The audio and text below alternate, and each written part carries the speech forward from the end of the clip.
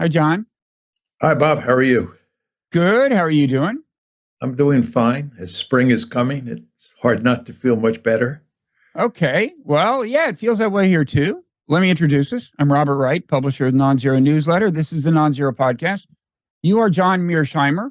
And I think you're getting to the point where you may need no introduction for most people, but just in case, you've long been well known in academic circles as an eminent scholar in international relations and a particularly full-throated and strict advocate of the realist perspective, as they call it. You've become known more widely lately as a result of the Ukraine war, because you have some, I guess, controversial views, in particular that had U.S. foreign policy been conducted more wisely, there might not be a Ukraine war, for example. And in fact, you said some years ago, you said if we don't straighten out this NATO issue, if we don't give Russia some reassurance that Ukraine will never join NATO, there will be trouble. I think you said Russia will wreck Ukraine, and to some extent, I guess that is happening. So I want to talk about all that. I want to also talk about China, and at the risk of oversimplifying your view, I want to explore the fact that you're more hawkish on China than Russia. It's safe to say, and look at how that kind of flows from your worldview. In the course of that, I want to look at the question of how we should think of, state actors and state leaders when we formulate U.S. foreign policy. Should we think of them as rational actors, strictly pursuing national interest? I think that's pretty close to your view. You've got a book coming out this summer called How States Think, The Rationality of Foreign Policy, co-authored with Sebastian Rosado, that explores this in depth. People can pre-order that now, by the way. I'm sure that fact hasn't escaped your attention, John. The people can go to Amazon and pre-order. So I want to look at that, and I think I want to challenge your view a little.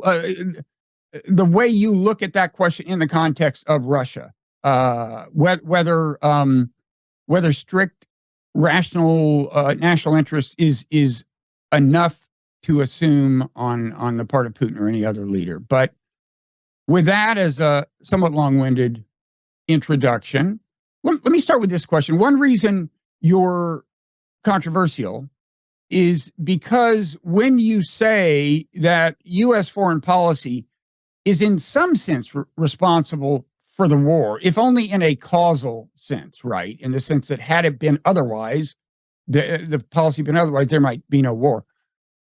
People take that to mean that you're saying morally or legally or in some other way the blame lies wholly or mainly with the U.S. or not at all with Russia. And I don't think I've ever heard you address this question explicitly. How do you think of the question, kind of moral legal responsibility and its connection to what you could call causal responsibility? My argument is basically that what happened here was the United States and its European allies decided that they were going to try and make Ukraine a bulwark, a Western bulwark on Russia's border. And this really all started in April 2008 at the NATO summit in Bucharest. And the Russians made it unequivocally clear then, and they have made it unequivocally clear since then, that this is unacceptable, that they view this as an existential threat. Nevertheless, we failed to pay any heed to what they said, and we continued to push and push and push. And eventually we got a war. And the big question on the table is who is responsible for this war? Because this war is a disaster. And we want to know who has blood on their hands. And of course, almost everybody in the West wants to blame the Russians. So they've invented this fairy tale that Vladimir Putin was an imperialist. He was bent on either recreating the Soviet Union or creating a greater Russia. And that Ukraine was the first station on the railway line. And he was going to take Ukraine Then he was going to take more countries in Eastern Europe. And what we have here is a highly aggressive imperialist. The problem with this argument, which again is the conventional wisdom, is that there's no evidence to support it. There just simply is no evidence. And I have pressed many people who make that argument to show me the evidence, and they can't show me the evidence. On the contrary, there is a superabundance of evidence that the Russians, not just Putin, but his lieutenants as well, considered this to be a situation where NATO was presenting Russia with an existential threat, and they had to deal with it. And therefore, what this war is, it's not a war of aggression in the sense that Putin was interested in conquering Europe to become an imperial czar or some version of Peter the Great. This was a defensive war. It was a war of self-defense, period. Now, one thing you hear in response to that view, and I'm sure you've heard it, is, well, Putin says things that sound as if just national self-interest, national self-defense is not the full extent of his consideration. For example, he was saying as far back as 2008, quote, Ukraine is not a real country. Also, he has, I guess maybe since the invasion, made some kind of reference to Peter the Great. I forget what he said, but, you know, people, of course, who disagree with you seize on that and say, see, he does identify with the imperialists of the past. So, although it's certainly true and I think underappreciated that he dwelt at great length in his pre-invasion speech on NATO, he also says other things that may suggest other motivations, and people who disagree with you emphasize those. How do you handle that? Why would he? What does it mean to you that he says that Ukraine has never been a real country? Look, I operate in a world of facts and logic, and I want to see the facts, right? Where are the facts? And what everybody points to is the July 12th, 2021 essay that he wrote. And this is supposed to be the evidence that he didn't think Ukraine was a real nation and that he was hinting that he was going to conquer it. If you read that document, it is manifestly clear that he was saying exactly the opposite. He made it perfectly clear that he recognized Ukrainian nationalism and that Ukraine's future was up to Ukraine. There is no evidence in that document that he was interested in conquering Ukraine. And if you look at his behavior in the run-up to the war, what he was trying to do was make the Minsk agreement work so that the civil war in the Donbass would be settled and there would be no need for Russia to get involved. He did not want to invade Ukraine and conquer it. He was not making the argument that your Ukrainian nationalism is a fiction. This famous article that everybody points to was written in the context of the civil war that was taking place in the Donbass. And what Putin was trying to say is that Ukrainians and Russians have effectively been blood brothers and blood sisters forever, and we shouldn't be killing each other in the Donbass. That's what was going on here. Mm-hmm. I don't understand how people can point to that document as the key piece of evidence that he was an imperialist. Yeah, and by the way, you know, I happen to find that, you know, he does say as far back as 2008, quote, Ukraine is not a real country. But the earliest example of that I have found, which is a little bit before he somewhat famously says it to George Bush, is he says it to Ambassador William Burns. This is in Burns's book, The Back Channel. And the first time he says that, it is in the context of NATO. The conversation starts with NATO expansion, and he's lecturing Burns about what a mistake this would be. And then he starts talking about how, you know, Ukraine is actually a divided country. There's a lot of, you know, kind of ethnic Russians. I don't know if he uses that term. There's this, there's that, you know, it's a complicated place.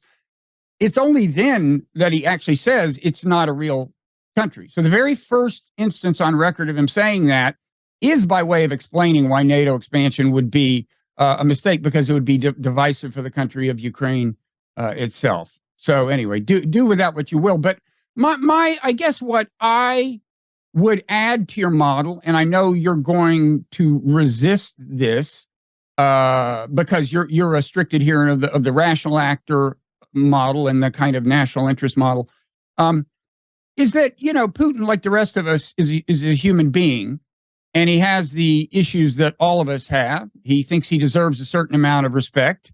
He gets pissed off when you don't give it to him, and I've really tried to learn a lot about the history of U.S.-Russia relations over the last quarter century since the Ukraine war broke out.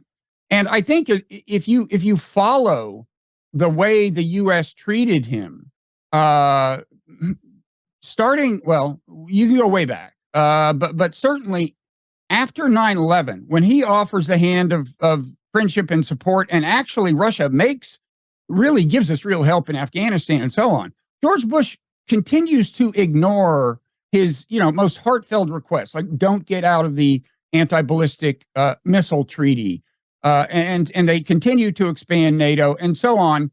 And it seems to me, I mean, Putin kind of famously has a chip on his shoulder, but even if he didn't, you put yourself in his shoes. Russia has been this great power. Its stature is obviously declining. That's a sensitive issue psychologically, presumably for Russians generally. And he, as a leader, wants a certain amount of respect. I personally imagine that plays into the deterioration of relations and the ultimate decision to invade Ukraine. So, kind of the abstract question I have for you, I guess, is when you think about what a leader is going to do, how is a country going to react to if the U.S. does this? Do you at all consider these kinds of things, like, human beings, human psychology is this kind of special thing. He's not just a computer, A, and then B, he's a particular kind of human being. Maybe he does have more of a chip on his shoulder than other people. Do you factor those things in at all? Sure. But look, I'm a realist. And when I say that I'm a realist, basically that means that my principal lens for looking at the world is a structural one. And who is the leader does not matter in that structural argument. But that structural argument of mine, that realist argument, does not capture all of what is going on. Any theory, realist, liberal, whatever, is a simplified picture of reality. Mm-hmm. And certain factors are left on the cutting room floor. And in my theory, individual leaders in domestic politics are left on the cutting room floor. Am I saying that they don't matter at all? Of course not. They do matter. My argument is they do not matter that much. So one could make an argument that if someone besides Putin was in power, this would have played itself out in a somewhat different way, because leaders do matter somewhat.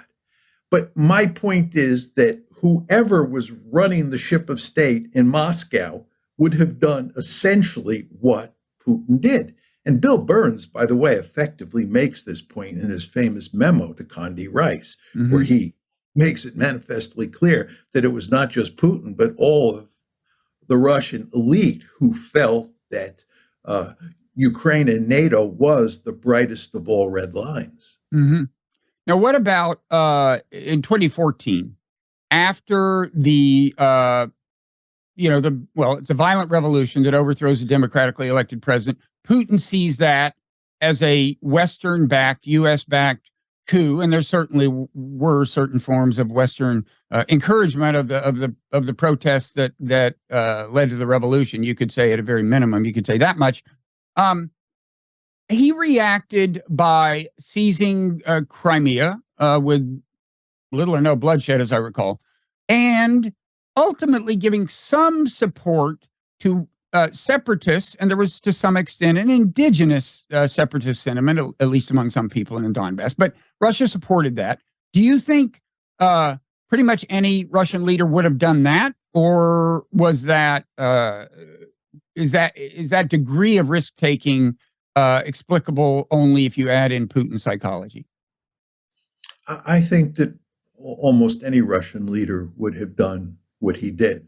I think if Putin had to do it all over again, that he would have taken the Donbass then, which is would have been much easier at the time than it was in 2022.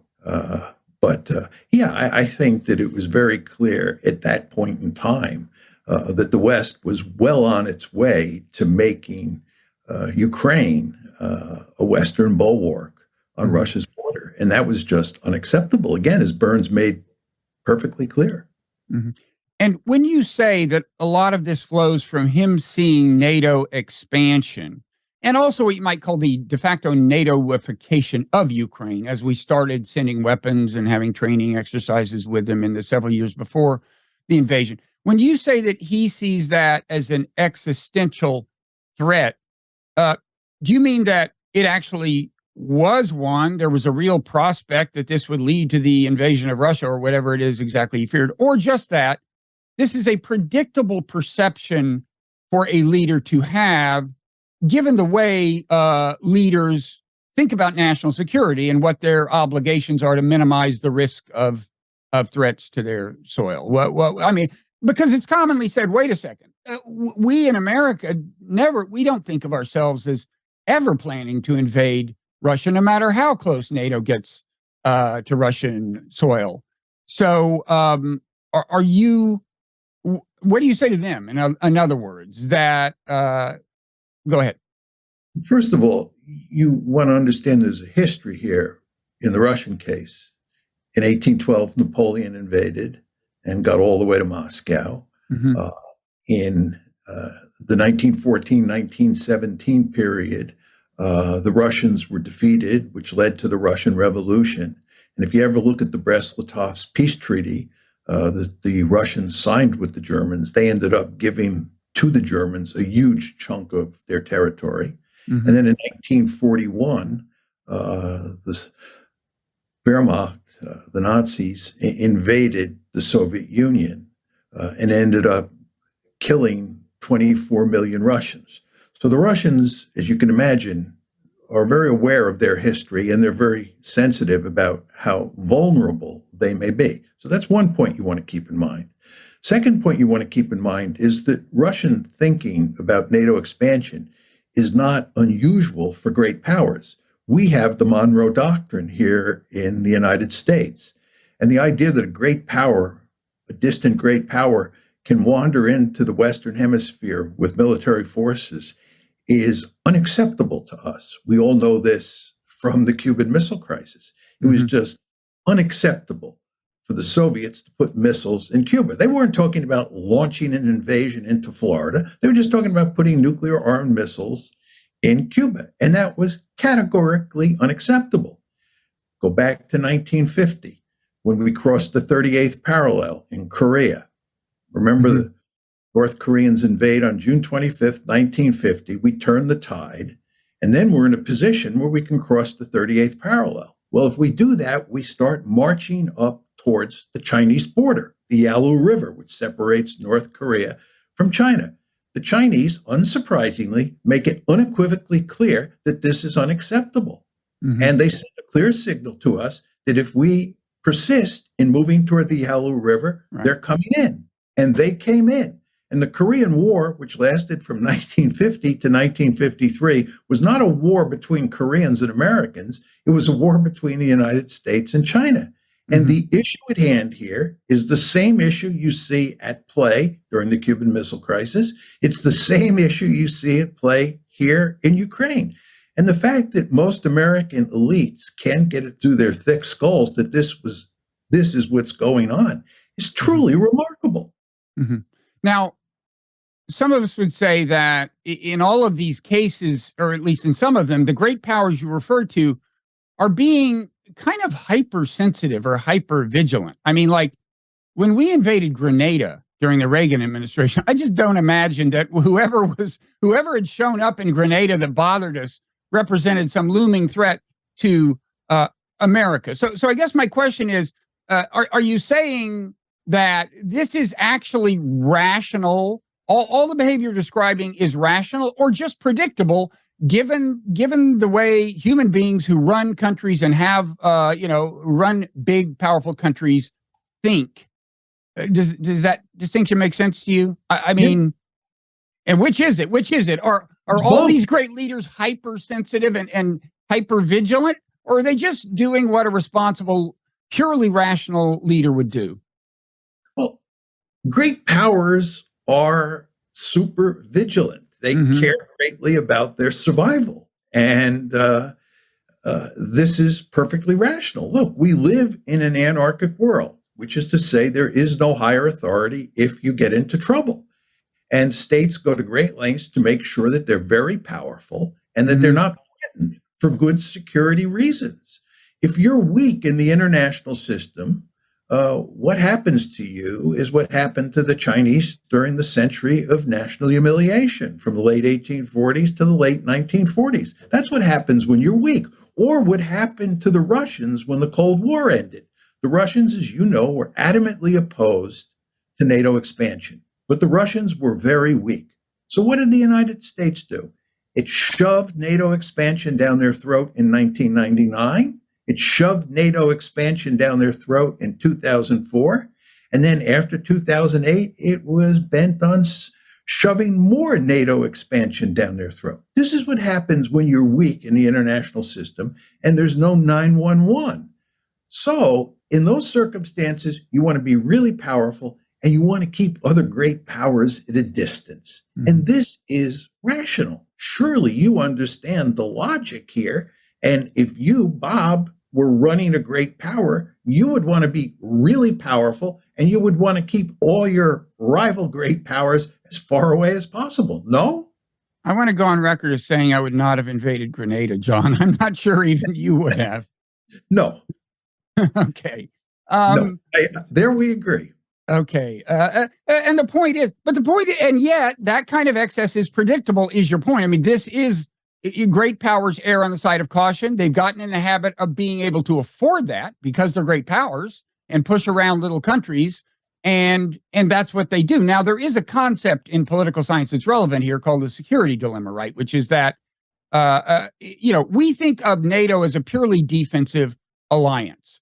Russia views it as offensive. Now, the security dilemma refers to the fact that, two things can happen. Russia can be misreading our intentions. That would be an example. But also Russia can just think, well, you may not intend it offensively, but the fact is, once you've got all the weapons in Ukraine, some future American president could use it offensively. And by the way, I think it's in the Net Means Net telegram from Bill Burns in 2008, he records Lavrov, the foreign minister, explicitly saying we don't doubt your intentions, but we have to think about the future when there's some other president. Now, the security dilemma, this psychological dynamic is an important, figures into your worldview significantly, presumably, right? Yeah, but just to be clear here, there are two dimensions to the security dilemma. Right. One is that you cannot know whether weapons are offensive or defensive in nature. So in other words, when the Chinese today build up their military forces, they say these are defensive weapons and we're building these weapons to protect ourselves. But from our perspective, they can be used for offensive weapons, and therefore we can't buy the logic that they're defensive weapons because you can't distinguish between the two. So that's point one. The second thing is you cannot determine what intentions are, especially future intentions, as you pointed out a minute ago. So if you're a great power looking at a rival, not only can you not tell whether its weapons are offensive or defensive in nature, you also can't tell whether it has offensive or defensive intentions. So what you do in that situation is you assume worst case. And everybody does that. And this is what I call in my book, the tragedy of great power politics. Yeah, it is tragic because it leads to big wars. And this leads us to China. Now, as I said, you're in some sense a China hawk. I mean, you can tell us exactly what your views are and what our position would be, but it seems to me fair to say that there's at least superficially a paradox here, which is that with Russia, you say we should look at the things that we should have looked at, the behaviors of theirs that were predictable, given that they are a great power, even if a declining one, maybe especially if it as a declining one, and we should accommodate that reality ourselves and shouldn't push too hard. It seems to me with China, you're saying, yes, we should look at what China is inevitably going to try to do as a great power. But in this case, we should keep them from doing that. Am I right about that? In other words, China naturally, like all great powers, wants to expand its influence throughout its region, much as we did in the Western Hemisphere with the Monroe Doctrine. Maybe not that extensively. We can argue about what exactly China's aspirations are. But my point is that in this case, you say, no, we should push back. We should not let them do what great powers naturally do. Whereas in Russia's case, we should accommodate what we know great powers will do and care about. Okay. My argument was not simply that we should accommodate the Russians, we should be allied with the Russians against the Chinese. And it is remarkably foolish from a balance of power point of view to be pushing the Russians into the arms of the Chinese. Now, what's going on here? What you're doing, Bob, is you're treating Russia and China as if they were equally powerful. And the fact is... Actually, I'm not, but go ahead. China is a peer competitor. China is much more powerful than Russia. China is a threat to dominate all of Asia. It's a threat to become a regional hegemon. And therefore, my view is the United States should focus laser-like on China and go to great lengths to prevent China from dominating all of Asia the way we dominate the Western Hemisphere. Mm-hmm. In the 20th century, the United States faced 4 countries that threatened to dominate either Europe or Asia. 1 was Imperial Germany, 2 was Imperial Japan, 3 was Nazi Germany, and 4 was the Soviet Union. We played a key role in putting all 4 of those countries on the scrap heap of history. The United States does not tolerate peer hegemons, right? We were not going to allow any of those countries, just like we're not going to allow China to become a regional hegemon. And this makes good sense. But if you go over to Russia, there's no chance of Russia becoming a regional hegemon. This country can barely win the war in Ukraine. Do you think that this army is going to conquer Europe? Mm-hmm. They don't have the military capability. So China is a real threat to the United States, a threat that the United States actually helped create. And Russia, on the other hand, is not. It's the 3rd great power in the system. It's the weakest of the 3, and it should be our ally. We should be using the Russians to help us contain China instead of doing exactly the opposite. Okay. Now, let me make one other very important point. If you look at the situation in China, because of the legacy of World War II and the legacy of the Cold War, we ended up in 1990, right on China's border. So we did not have to cross the Pacific Ocean and get into China's face. We were in China's face when China became a great power, okay? Mm-hmm. The situation with Russia is very different. When the Cold War ended, we were in West Germany. We had to bring East Germany, unified Germany, into NATO, and then march across the continent to bring all these other countries into NATO. And this is what caused the problem. If we had to march across the Pacific to get up on to the Chinese border, that would have led to huge troubles. It basically would have been a replay of what happened in 1950 when we crossed the 38th parallel. But we had the good fortune that we were there in 1990. So we don't have to pursue remarkably provocative policies for the purposes of containing China. But you would have advocated them if we hadn't been there? I don't know. I'd have to think long and hard about that. I think given the fact that we live in we live in a nuclear world, and given the fact that states, great powers, are hypersensitive about their security, getting back to our earlier discussion, I think you have to be very, very careful what you do. So I'm not sure that I would have advocated that. Okay. So let's talk about why you consider kind of the realization of China's natural aspirations as a great power, as you see them, to be a threat to, I guess, vital American interests, or at any rate, American interests that you think are worth fighting for.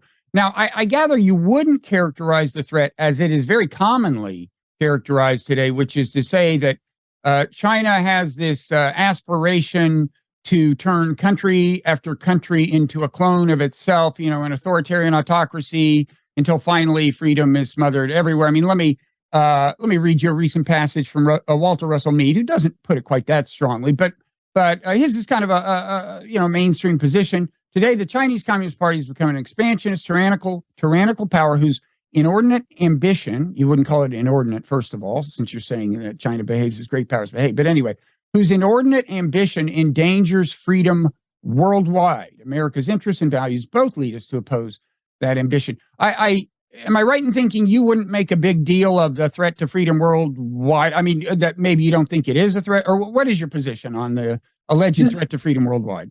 This is typical liberal rhetoric that is designed to cover up realist behavior. China was a communist power in the 1990s. It was a communist power in the early 2000s. We haven't had regime change in China of any consequence. The ideology hasn't changed. What's changed is the balance of power, period. So you're not worried. And, my understanding is China traditionally hasn't been nearly as preachy as the U.S. has been about how it thinks other countries should conduct their internal business, whether it thinks they should be liberal democracies or authoritarian autocracies. Now, we, great powers in a certain sense have a natural preference for authoritarian autocracies just because sometimes they're more reliable. During the Cold War, which we allegedly were conducting on behalf of freedom, we, of course, sometimes made a point of keeping in power reliable authoritarian autocrats, right? And I'm sure China, in specific cases, prefers to avoid the uncertainty of democracy in a client state or an ally, right? But is it your view that aside from that, in other words, aside from sharing the approach that the U.S. took in the Cold War, China has no particular desire to convert democracies to autocracies? Yeah, I think that's basically correct. Look, the United States is a crusader state, right? It's deeply infected with liberal ideology, and it believes that spreading liberalism all over the planet and making everybody look like the United States is the ideal solution for creating a peaceful world. The best example of this kind of thinking at play was Frank Fukuyama's very famous piece, The End of History. Frank basically argued that the future was liberalism. We had the wind at our back. And if we could go out, others argued, and facilitate the spread of democracy, make it happen even faster, this would lead to a peaceful world. So you have this crusader impulse hardwired into the United States that you don't have in China. I believe, by the way, you had it in the early Soviet Union because communism, like liberalism, is a universalistic ideology. It's just very important to understand that. And that's why you had organizations like Comintern that were designed to spread communism all over the planet.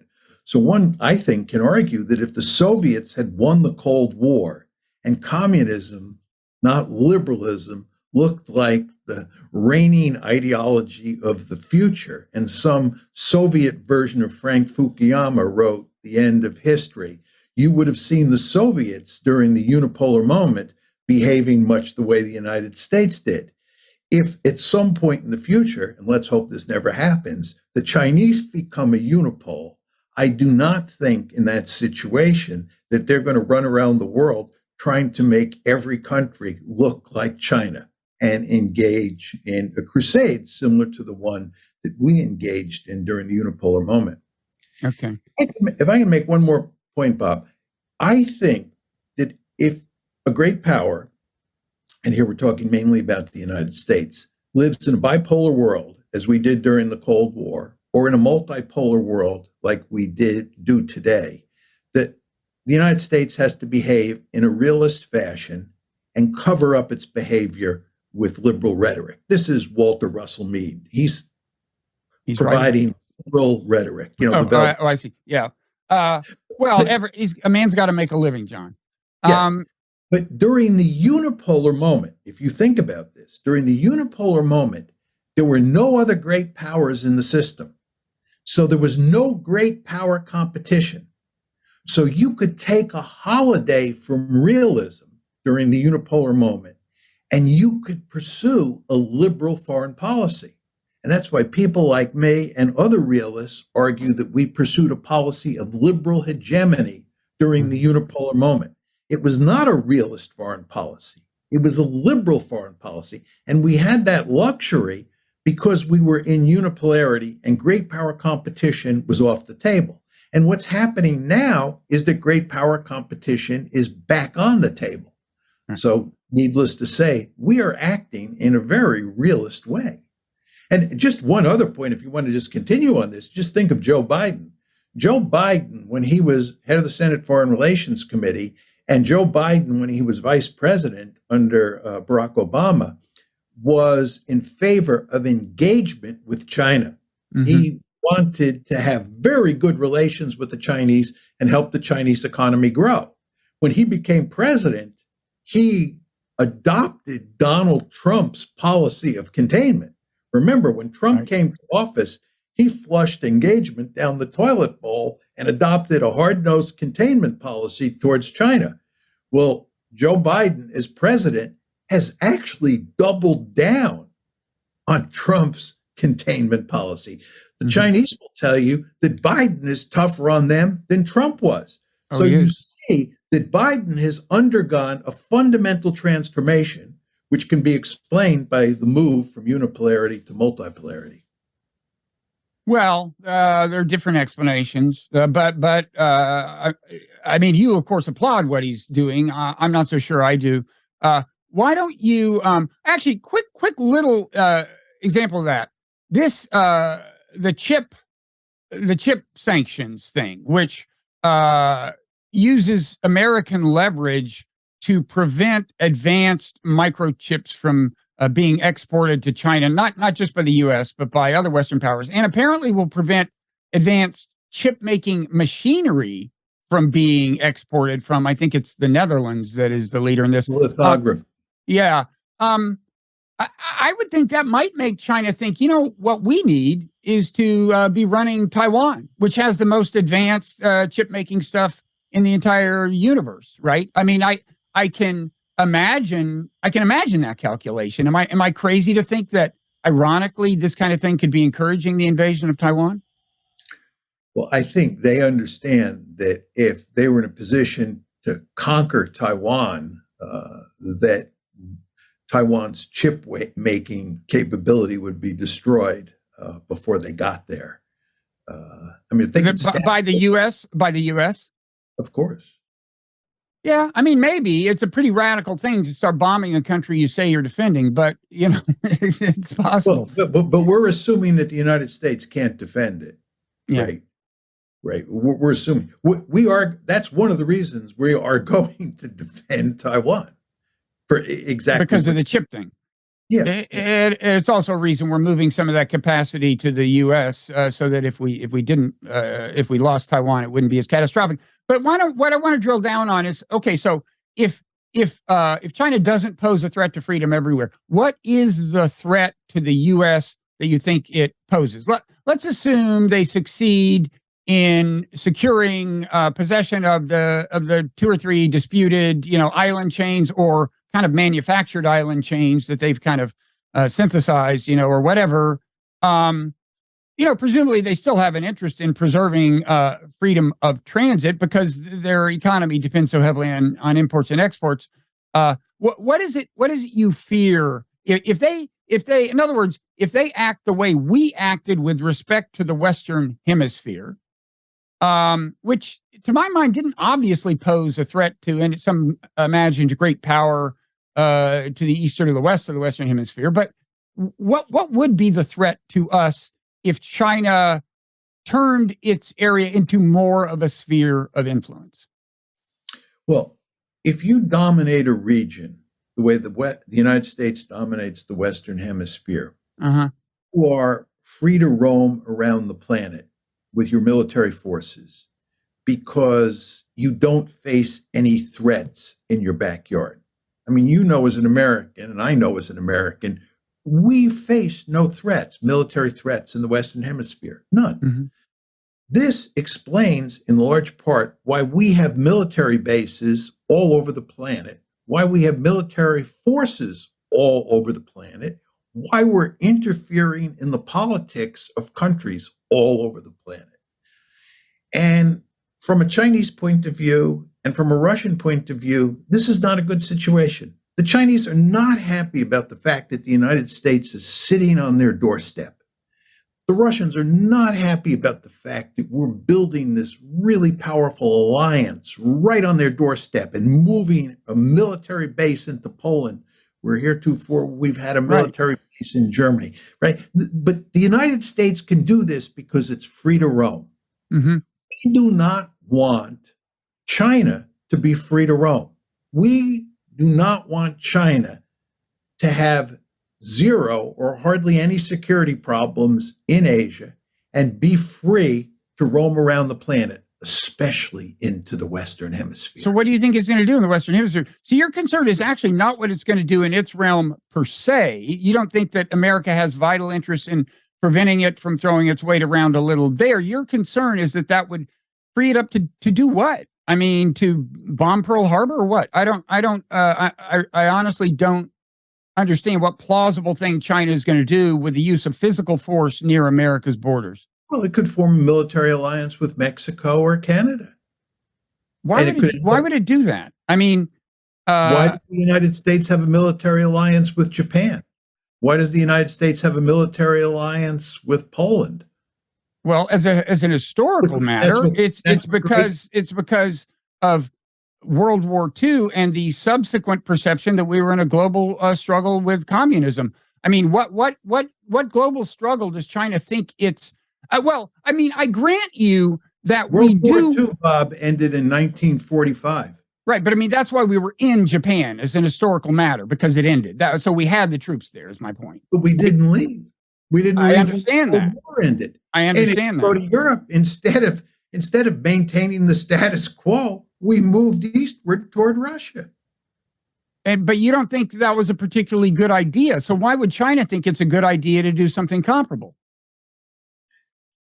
I might not have thought it was a good idea, but we did it.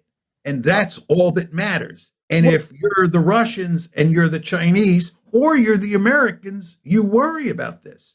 Well, but I thought your basic model was that states are rational actors. So it seems to me it's not quite enough for you to say powers have done this in the past, because that might be irrational. Why? So if you're going to stick with the rational actor model, why is it rational for China to, I don't know, have the aspiration of taking over San Diego or something? I really can't imagine what you think they want, or what concessions would they want to extract by having a military alliance with Mexico. I mean, the one thing I can imagine is they'd want us to shut the hell up about how we think they should run their country. A lot of countries would like that.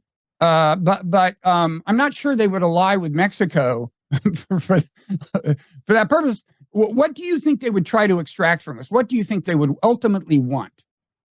Well, I mean, it's possible that they could put missiles in but Mexico. Why? Why did the Soviets put missiles in Cuba? Because because, as you said yourself, they had an ideology of spreading their ideology throughout the world. And actually, more consequentially, probably, they understood we had threats at their borders. We had missiles in Turkey. And in fact, the agreement was we took the missiles out of Turkey and they took the missiles out of Cuba under the table. That was actually the deal. But so there were reasons for that in that context. But you said yourself, China does not have aspirations to engage in a global ideological struggle. It doesn't have to be a global ideological struggle. It can be a balance of power struggle. I mean, I don't think Soviet-U.S. competition was driven by ideology in any meaningful way. It was driven by balance of power politics. Stalin was a realist par excellence, as were his successors. And the reason they put missiles in Cuba had little to do with ideology and everything to do with the balance of power, right? And the fact, look, let's just go to Ukraine for a second. What the Russians worried greatly about, and still worry greatly about, is the Americans putting missiles in Ukraine. And you say that's not going to happen. Well, the Russians will tell you we have missiles in Romania and we have missiles in Poland. And those missiles, although they're said to be for purposes of defending against Iran, can be used offensively against Russia. Take the question of Sevastopol, which is a very important Russian naval base. They leased until Sure. 2014 Sevastopol, which is in the Crimea, from the Ukrainians, right? Their great fear was that if Ukraine became part of NATO, Sevastopol would become a naval base, and that would threaten them and their control of the Black Sea. Would become a NATO naval base.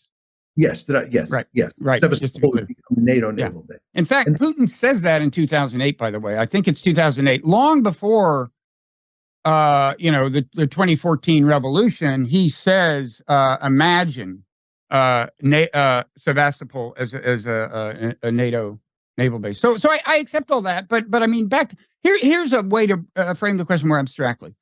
Okay, let's posit that states are rational actors. Presumably, that means they are capable of rationally playing non-zero-sum games, right? Like where there's a potential win-win outcome and a potential lose-lose outcome. An example would be the fact that we did reach, arms control treaties with Russia. We realized, look, this is lose-lose. We're both spending a ton of money on arms. We've already established deterrence. So that's an example of respecting non-zero-sum logic, as are various agreements designed to prevent accidental nuclear war. So I assume you accept, right, that rational actors will recognize when relations are becoming more non-zero-sum and act accordingly? Of course. And I think the best example to support your point is the nuclear non-proliferation regime that the United States and the Soviet Union created during the Cold War. Starting, in the late 1960s with the NPT, and then in the mid 1970s with the Nuclear Suppliers Group. I think the two great powers during the Cold War worked together. They cooperated to effectively shut down proliferation in a big way. And so there's no question that you can have a fundamentally competitive relationship that has different dimensions where both sides have an incentive to cooperate, and they do cooperate. So you have cooperation and competition side by side. But the key point you want to keep in mind is that the relationship is fundamentally competitive, as it was with the U.S. and the Soviets during the Cold War. Okay, but if I could convince you that relations among nations are actually more non-zero sum now than they were 50 or 100 years ago, and that they're getting more that way, and I can elaborate on why I think that's the case, then presumably you would acknowledge that we shouldn't expect state actors, including great powers, to act exactly as they've acted in the past, because that was a different context with a greater degree of with a higher ratio of zero sum to non-zero sum dynamics. I mean, an obvious example is we are more economically intertwined with China than we were with the Soviet Union during the Cold War. That changes the logic of things. The nuclear threat, there's the threat of nuclear war breaking out between us and China. That's a non-zero sum game. There's all these other things, climate change, the advance of biotechnology, which means that in principle, some bad actor anywhere could create a bioweapon that would spread throughout the whole world. These are all problems where because they're non-zero sum, it's in the rational, it's in the interest of nations to actually cooperate with other nations. And correspondingly, the costs are greater if there's some war or even a Cold War that reaches such depths that they can't cooperate on these issues, right? So, do you not think that these kinds of things, in particular the degree of economic integration between China and the world, that these would factor into China's calculations and make it behave at least somewhat differently than the U.S. and the Soviet Union behaved during the Cold War? Well, I think if you talk about economics, right, there is an intense competition between the United States and China taking place involving high-end technologies, sophisticated technologies. So the emphasis there is not on cooperation. The emphasis is on competition. There is much more. At the same time, the cost of a breach would be a true breach would be huge, right? An economic breach, like the end of, what's happening with us in Russia now. Because there's a war, there's no trade, and that would be devastating to China's economy, I think. Well, you use the example of the United States and the Soviet Union during the Cold War. The example I would use is the European great powers before World War I. By all accounts, there was a huge amount of economic interdependence in Europe in 1914. And nevertheless, you had this security competition between the Triple Alliance on one side and the Triple Entente on the other side. And the end result is that in August of 1914, a war broke out, World War I, despite all of that economic interdependence. So if you're relying on economic interdependence, right, to produce peace, you want to be very, very careful. And again, I want to emphasize that economic interdependence today is not all about cooperation. There is a heavy amount of competition involved with high-end technologies. And with regard to nuclear weapons, I would certainly not argue that nuclear weapons don't matter and make the world today somewhat different than the world looked like before 1945. I mean, you and I would agree on that for sure. But I would note to you that what you get at the nuclear level, and you can see it happening now, is not so much cooperation, but competition. Yeah, the United States and the Soviet Union cooperated to put together a non-proliferation regime, and that was all for the good. But they waged an intense security competition at the nuclear level during the Cold War. And it's already happening between the United States and China, and it has been happening between the United States and Russia. So nuclear weapons, although they certainly matter and they have an effect on the nature of international politics to some extent, they don't take that fundamentally competitive element off the table. No. Life is always a mixture of zero sum and non-zero sum. I do think you can argue convincingly that the ratio of non-zero sum to zero sum in international relations has grown as a result of technological evolution. People often bring up the World War I example you brought up in Norman Angel's book, and that is, I think, mischaracterized as predicting there wouldn't be war. I think what he said was it wouldn't be rational to have war given that degree of economic entanglement. In any event, I assume you think that it would have been nice to avoid World War I, right? I mean, that in fact, what World War I demonstrated was that relations were highly non-zero sum. World War I was lose-lose, certainly on a human scale, in terms of the actual lives lost and people maimed and people bereaved on both sides. It was a lose-lose outcome. So whatever led to it was a badly played non-zero sum game. Moreover, its aftermath helped lead to World War II. So, you might say, well, World War I, it's just great powers acting the way they act. And now it seems to me you're saying with China, well, great power is going to be great powers. China's going to want what it wants. We're going to try to deny it. Well, okay, but that led to World War I. I mean, shouldn't we, I usually hate the use of the word agency for various reasons, but shouldn't we try to exercise some agency here and maybe do something other than what you say is almost inevitable among great powers? Well, I want to be clear. I'm not arguing that war between the United States and China is inevitable. I've long said that what was inevitable was an intense security competition, and there was a serious possibility of war. But I want to go back to your World War I case. You're equating rationality with outcomes.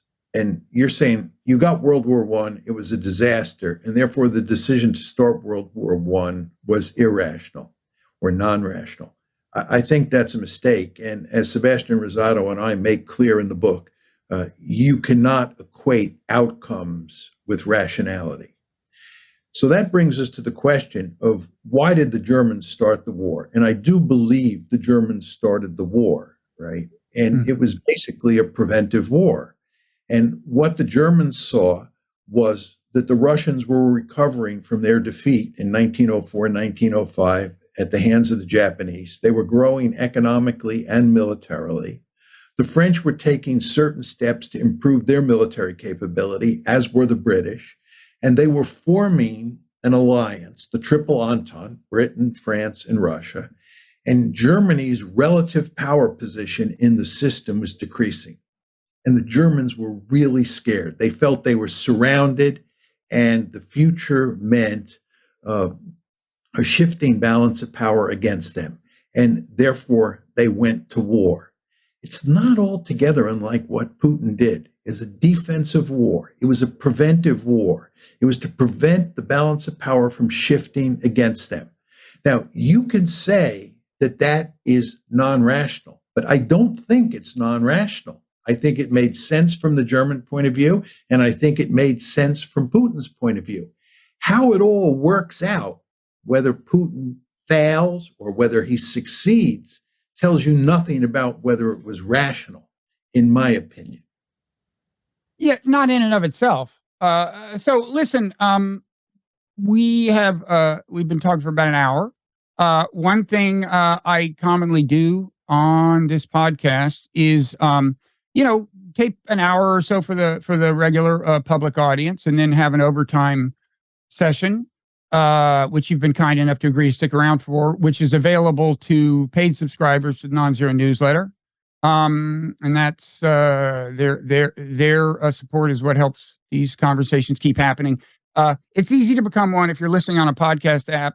You can just go to the show notes. There's a link that takes you to the Non-Zero newsletter on Substack, or you can go there on your desktop computer, become a paid subscriber, and then the post at Substack that corresponds to this conversation, to the full conversation, will be open to you. And moreover, if you go to the audio player in that post, in the upper right, there are instructions for setting up your own special podcast feed that will thereafter have all the bonus content, including the Parrot Room on Friday and all and so on, and of course all the paywalled written content on the newsletter is available too.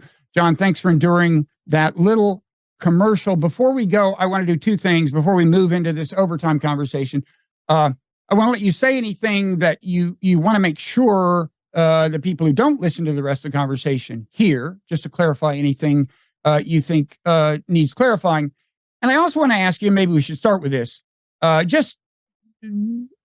can explore this in the overtime, the logic behind this, but so you don't have to elaborate. But would you advise that if China invades Taiwan, the U.S. come to China's assistance in a military way? In other words, get into a war with China. I think we will go to Taiwan's defense, period. Do you advise that? Do you advise that? I think we should. Okay. And then is there anything else you want to say about what we've talked about so far, just to put a punctuation point on anything, clarify anything? Not really, because you asked excellent questions and gave me plenty of time to sort of articulate my views. And so I don't think there was any subject that we talked about where I was unable to say everything that came to my mind about the issue we were talking about. Okay, great. Before we do go into overtime, again, you've got this book coming out called How States Think. You've got a number of well-known books people can also check out, like The Tragedy of Great Power Politics and so on. And you write for Foreign Affairs and so on. So people should Google you. Okay, so thanks to people who stuck around for this part. And we will see you next time.